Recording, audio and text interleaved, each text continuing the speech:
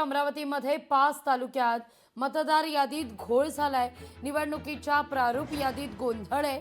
20,000 मतदार मतदानापासून वंचित राहू शकतात। अंतिम मतदार यादीत नाव न आल्यास आंदोलनाचा इशारा देण्यात येतोय। या सगळ्याविषयी अधिक माहिती घेऊया आपले प्रतिनिधी सूरज दहाड यांच्याकडून। सूरज, नेमका काय सगळा प्रकार आहे?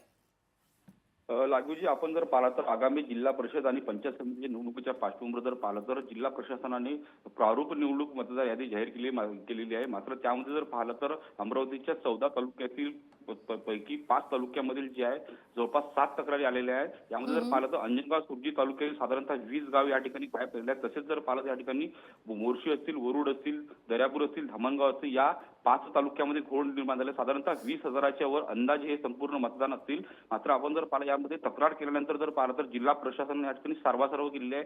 टेक्निकल अडचणीमुळे ह्या लोकांचे नाव येऊ शकले नाही। मात्र 23 तारखेला जे अंतिम मतदार यादी प्रसिद्ध होणार आहे त्या मतदार यादीत सर्व गावे आणि सर्व जे काही मतदार सुटले त्यांचे नावे येतील अशी माहिती जिल्हा प्रशासनाने दिली आहे। मात्र हे अतिशय गंभीर चूक आहे। मात्र या गंभीर चुकीवर पाहिलं तर जे काही दोषी असेल त्यांच्यावर कडक कारवाई करा असा जो इशारा आहे गावकऱ्यांच्या वतीने देण्यात आलेला आहे। आज जर पाहिलं तर आज अंजनगाव सुरजी येथील ग्रामस्थ म्हणजे ज्या 20 गावातील संपूर्ण गाव म्हणजे नक्की गावच गायब झाले त्या संपूर्ण लोक जे अमरावतीच्या जिल्हाधिकारी कार्यालयात येणार आहे आणि या ठिकाणी मतदार यादीची जे सदोष मनुष्य हे आहे ते संपूर्ण ज्या मतदार यादीची होळी करणार असल्याचा जो इशारा या ठिकाणी देण्यात आलेला आहे। त्यामुळे जिल्हा प्रशासनाने लक्षात येतोय। सूरज, धन्यवाद तुम्ही दिलेल्या सविस्तर माहिती करता।